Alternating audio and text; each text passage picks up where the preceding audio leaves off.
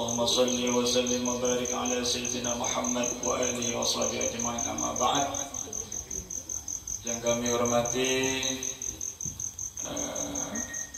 kawan kami Ustaz Taufik bin Roy Yasin selaku pengasuh BPA, yang kami hormati Cak Nur dan Budi, kemudian ada Mas Hasan selaku Pimdes, kemudian Bapak RT, mungkin Bapak RW juga hadir, seluruh bapak-bapak, ibu-ibu, masyarakat Tanjung Banon dan sekitar yang dimuliakan oleh Allah Subhanahu wa taala, anak-anak para santri Thalibul Ilm yang senantiasa dimuliakan oleh Allah dan kita banggakan.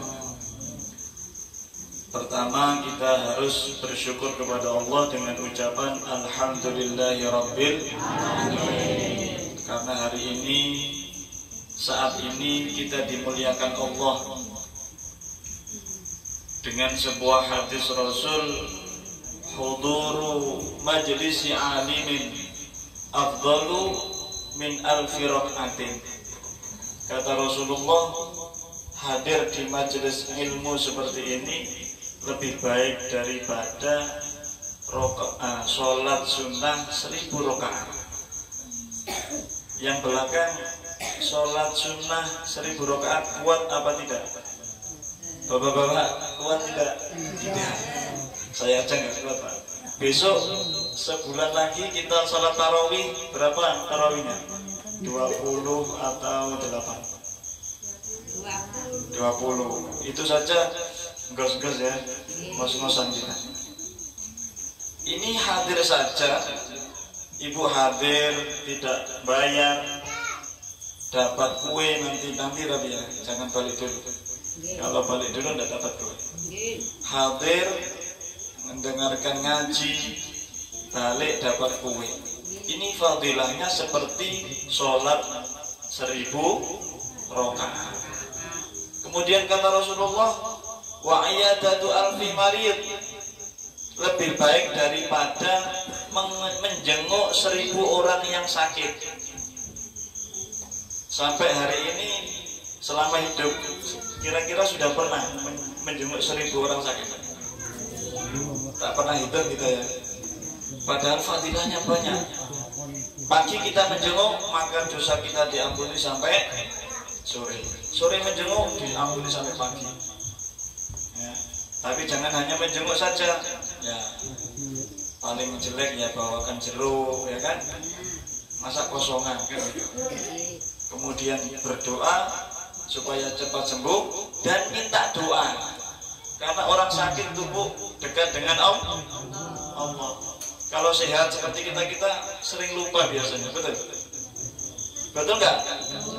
Kalau sehat itu sering lupa. Kalau sudah sakit, ya Allah sakit, mau sholat, mau sedekah, baru tahu mahalnya kesehatan. Maka wajib kita bersyukur kepada Allah Subhanahu wa taala, ditakdir dimudahkan ke majelis ilmu seperti ini. Kemudian selanjutnya wa huduri alfi janazatin, ya. Dan lebih baik daripada mengunjungi atau takziah 1000 orang yang mati. Kita takziah, ikut mensolati, pahalanya berapa? 1 gunung yang besar. Kalau sampai mengiringi sampai kuburan, dapat 1 gunung besar lagi. Berarti 2 gunung besar. Itu fadilahnya takziah, sampai mengantar sampai kuburan. Nah, kalau belum bisa sampai 1000 orang yang takziah 1000 orang yang mati, maka kita hadir majelis seperti majelis malam ini. Besok ada lagi atau kajian di masjid-masjid kita. Ini kita hadir saja, maka rahmat Allah malam ini diturunkan sangat banyak kepada kita semuanya. Amin Allahumma amin. Kemudian yang kedua, kita tidak lupa dengan bacaan sholawat dan salam kita haturkan kepada Rasulullah Muhammad SAW dengan dengan ucapan Allahumma sholli wa sallim ala sayyidina Muhammad wa ali sayyidina Muhammad. Semoga kita yang mengaku cinta, buktinya kita hadir majelis ilmu, ilmunya Rasulullah, kemudian nanti kita terapkan di rumah kita sampai kita mati memegang agama Islam. Dan yakinlah, siapa yang mati dalam keadaan Islam tidak ada balasan kecuali surga.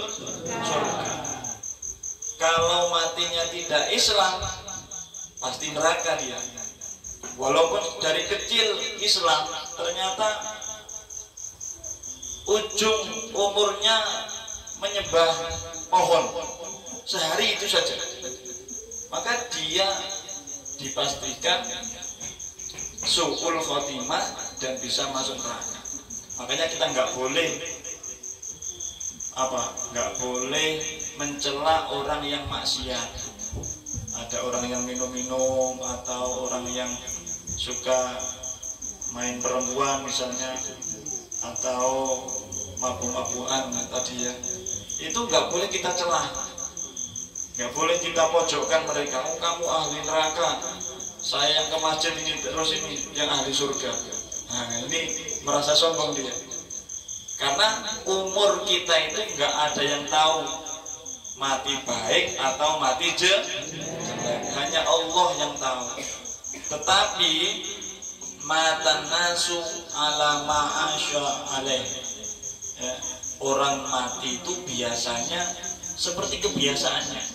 Kalau kebiasaannya sholat, ya insya Allah mati dalam keadaan sholat.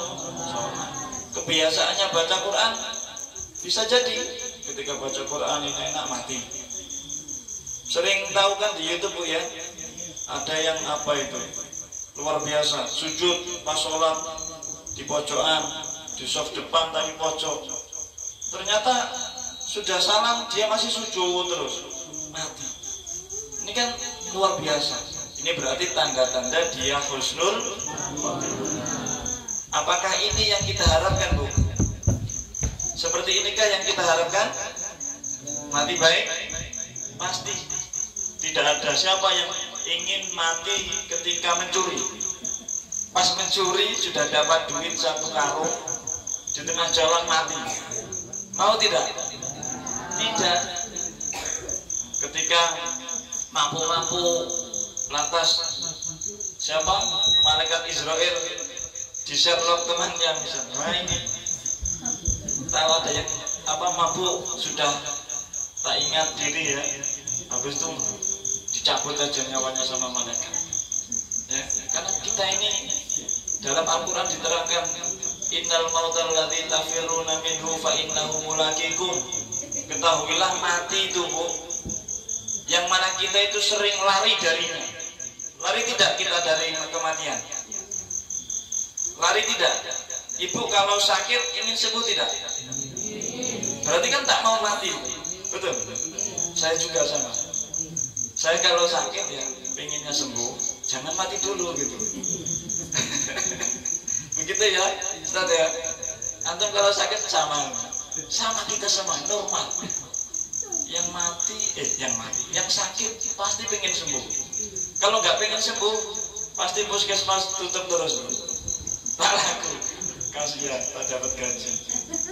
Nggih, Pak In tadi bagaimana? Jadi sakit itu kita pasti ingin sembuh. Tetapi di dalam Al-Quran Allah berfirman itu kematian yang mana kalian semua itu lari dari kematian itu, ketahuilah pasti kematian akan menemui kalian. Kita menyelinap kemana? Delik itu bahasa Indonesianya apa? Bersembunyi. Kita bersembunyi di gua yang gede misalnya, yang besar. Waktunya mati ya mati. Betul. Sampean ibu-ibu atau bapak-bapak punya gudang yang kuat dari besi misalnya, dicor timah, pokoknya kuat saking kayanya, sehingga orang satu pun tidak ada yang tahu yang bisa masuk, nggak bisa. Tapi malaikat Israel itu tahu mana persembunyian kita. Jadi sudah ada waktunya kapan kita mati. Maka ya kita dalam kehidupan ini ya ikuti ajaran baginda Nabi supaya selamat. Ya, termasuk diantaranya malam Isra Mi'raj ini, Bapak Ibu sekalian, kita hadir dalam rangka ulang tahunnya sholat. Betul? Berarti sudah keberapa sholat di ulang tahun ini? Ada yang tahu? Sekarang Hijriah itu berapa? 1445 Hijriah. Berarti 1400-an tahun yang lalu Rasulullah ketika itu beliau dalam Al-Quran dijelaskan itu kan sudah seringlah cerita itu kan, dan itu memang benar. Rasulullah tidak dalam mimpi. Rasulullah diperjalankan oleh Allah dari Masjidil Haram, yang mana Masjidil Haram ke Masjidil Aqsa Palestina itu hanya sebentar, Bu.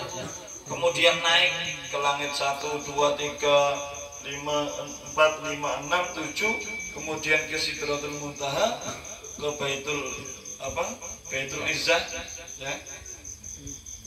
Itu kemudian ketemu Allah Subhanahu wa taala dan mendapatkan 50 sholat. Kemudian dapat diskon sampai jadi 5. Ya, jadi 5. 5 itu saja beratnya luar biasa. Bagi yang malas, ya, bagi yang malas. Tapi kalau tidak malas, faham kalau kehidupan ini ada batasnya. Kira-kira hidup ini bapak atau ibu atau anak-anak pengen hidup sampai 150 tahun, mau? Merepotkan tidak nanti? Merepotkan. Sehingga 100 tahun nggak mati-mati itu pasti merepotkan keluarga. Maka dalam Islam, agama kita ada kehidupan berikutnya. Kita nggak boleh terlena terlalu lama. Mau hidup ini, ini cari kerja, cari uang yang banyak, bangun rumah, beli mobil, gini.